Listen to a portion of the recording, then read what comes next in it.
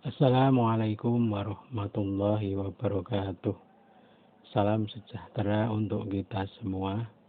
Rahayu.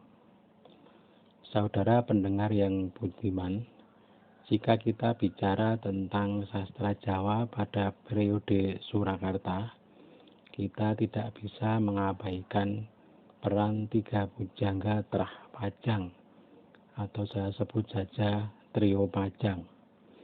Mereka adalah pujangga-pujangga keturunan dari Sultan Pajang Hadiwijoyo. Ketiganya adalah Kiai Yosodipuro I, Kiai Yosodipuro II, dan Kiai Ronggowarsito III. Nama terakhir lebih dikenal dengan sebutan Ronggowarsito saja, tanpa embel-embel nomor. Sebenarnya ada yang bernama Ronggowarsito I dan Ronggowarsito II. Nanti akan kita bahas. Tiga nama di atas adalah anak cucu dari Sultan Pajang Hadiwijoyo. Adapun silsilahnya adalah sebagai berikut. Joko Tingkir atau Sultan Hadiwijoyo berputra Pangeran Adipati Benowo, yang kemudian setelah naik tahta bergelar Sultan Prabuwijoyo. Sultan Prabuwijoyo berputra Pangeran Emas Adipati Pajang, yang kemudian berputra Pangeran Aryo Prabuwijoyo atau Panembahan Raden, yang kemudian berputra Pangeran Aryo Wiromenggolo di Kajuran, yang kemudian berputra Pangeran Adipati Wiromanggolo di Cengkalsewu, yakni menantu Sinuwun Sido Tegalarum. Kemudian berputra Pangeran Aryo Danupoyo. Kemudian berputra Raden Tumenggung Padmanagara di Pekalongan, yang kemudian menjabat sebagai jaksa di Pengging. Raden Tumenggung Padmanagara berputra Raden Ngabei Yosodipuro I.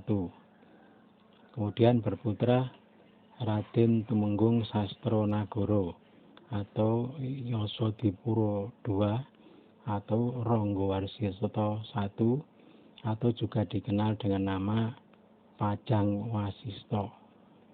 Kemudian berputra Raden Ngabei Ronggowarsito II atau juga dikenal dengan nama Pajang Sworo. Kemudian berputra Raden Ngabei Ronggowarsito III yang dimakamkan di Palar.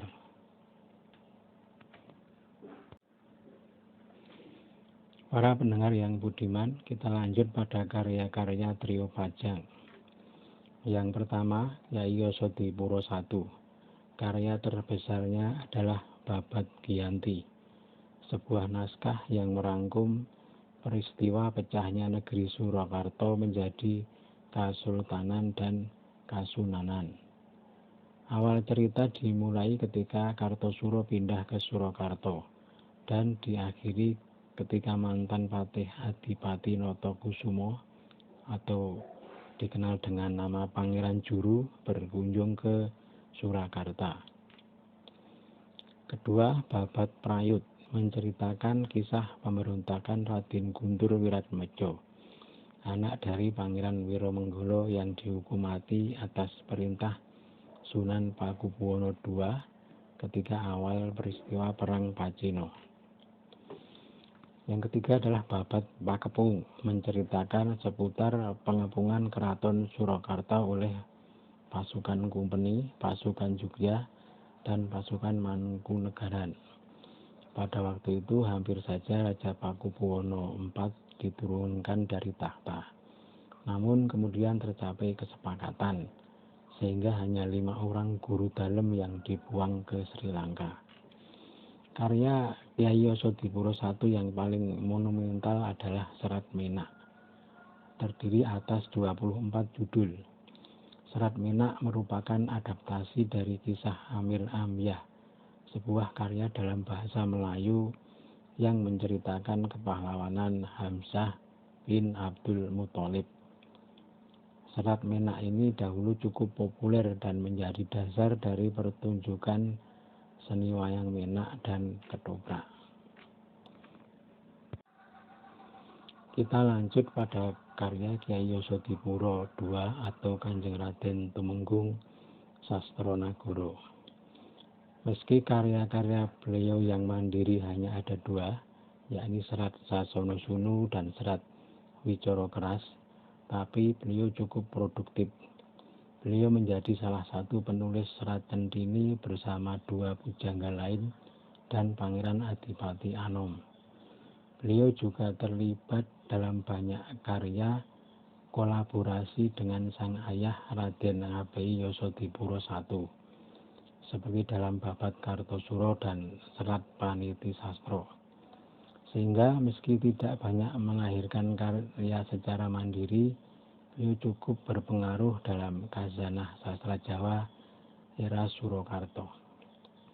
Kemudian yang terakhir Raden Ngabei Ronggowarsita III atau lebih dikenal dengan nama Raden Ngabei Ronggowarsita. Ada beberapa karya beliau yang terkenal seperti Serat Kolotida, Serat Sabdojati, Serat Sabdotomo, Serat Wedaraga, Serat Paramayoga, dan Serat Salokatama. Beberapa karya yang juga melibatkan beliau adalah Kamus Kawijawa karya C.F. Winter. Beberapa karya juga ditulis atas arahan beliau seperti Serat Pustaka Raja yang dikompilasi Raden Ngabei Padma Susastro. Sumbangsih Raden Ngabei Ronggowarsita yang paling penting adalah meletakkan dasar-dasar parama sastra bahasa Jawa modern.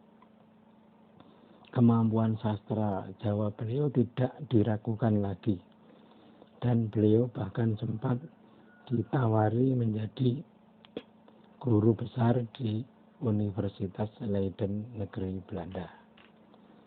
Demikian sekilas informasi tentang 3 pujangga keturunan Pajang atau trio Pajang. Semoga informasi sederhana ini memberi manfaat kepada Anda semua. Wassalamualaikum warahmatullahi wabarakatuh.